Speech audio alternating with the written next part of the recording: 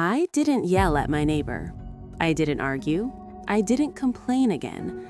I just watered my plants and watched her laugh disappear, one muddy paw at a time. Sometimes the quietest revenge is the one that sticks the longest.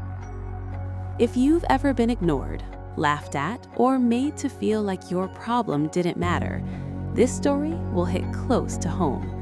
Hit that like button, subscribe, and get comfortable, because this revenge is petty, peaceful, and painfully satisfying. A small garden, a big peace. I'm not the kind of person who looks for trouble. I like quiet mornings, clean air, and the small patch of green beside my house that I worked hard to build. That garden wasn't fancy.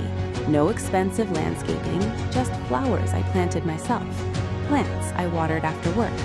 Something calm in a life that already felt loud enough. It was mine, and for a while, it stayed that way, until my neighbor's dog decided it wasn't. The neighbor next door. She moved in a few months after I did, always on her phone, always distracted, always acting like the world worked around her schedule. She had a big dog, the kind that needs space, energy, attention. Every morning, without fail, she'd let it loose near the fence that separated our houses. At first, I didn't think much of it. Dogs bark, dogs run, dogs exist. But then my garden started changing. Something was wrong. One day, I noticed loose soil. The next, a plant bent at an odd angle. A week later, 2 flowers were just gone. Roots exposed, petals scattered like they'd lost a fight. I told myself it could be anything. Stray dogs, kids passing by, bad luck. But deep down, something felt off. The damage wasn't random. It was always near the fence, always the same spots.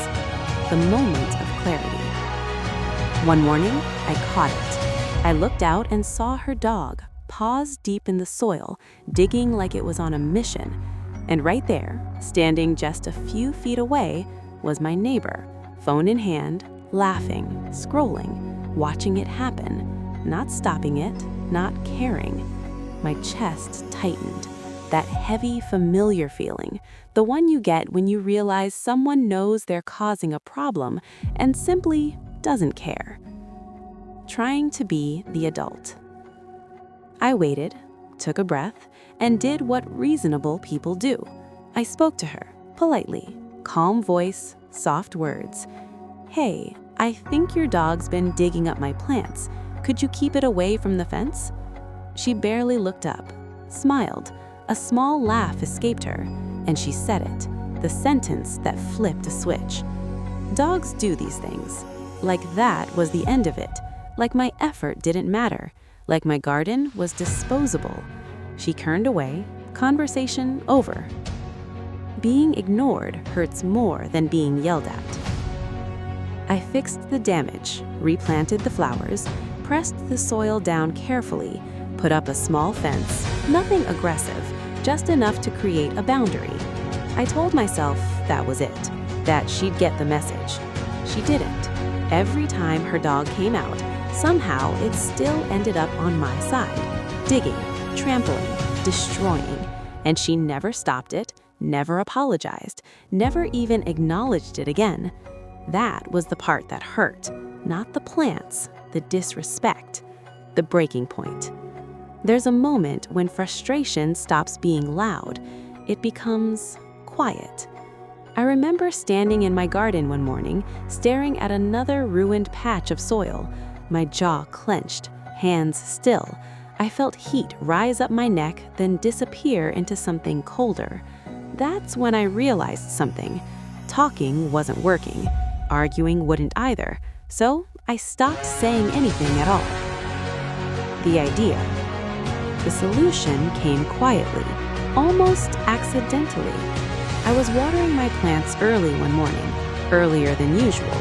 The sun hadn't fully risen, the ground soaked up the water greedily, and I noticed how soft the soil became near the fence. Thick, heavy, unforgiving. an idea settled in. Not cruel, not violent, just natural. Setting the trap without setting a trap. From that day on, I changed my routine. I watered early, extra water, every morning, enough that the ground near the fence stayed muddy for hours.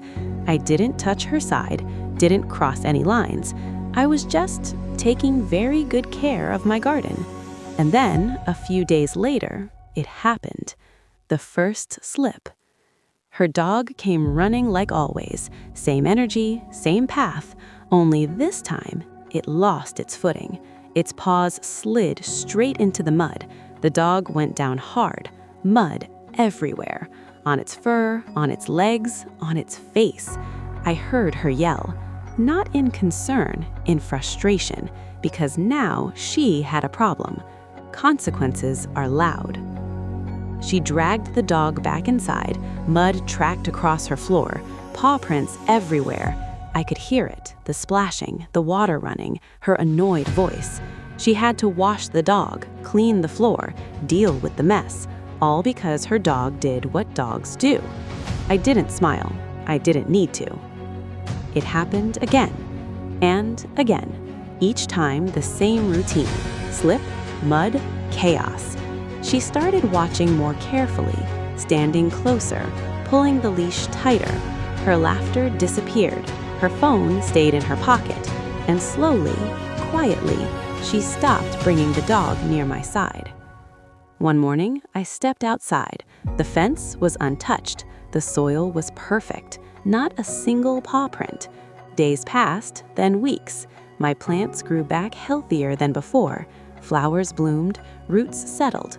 And my neighbor?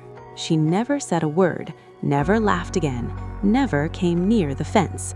I didn't confront her, didn't celebrate, didn't need an apology, because the message landed exactly where it needed to. I didn't fight with my neighbor. I didn't raise my voice. I just let reality do the work, because sometimes the best revenge isn't loud, it's inevitable. If this story made you smile just a little, hit that like button. Tell us in the comments, what's the quietest, pettiest revenge you've ever seen? And subscribe for more stories where karma never needs permission.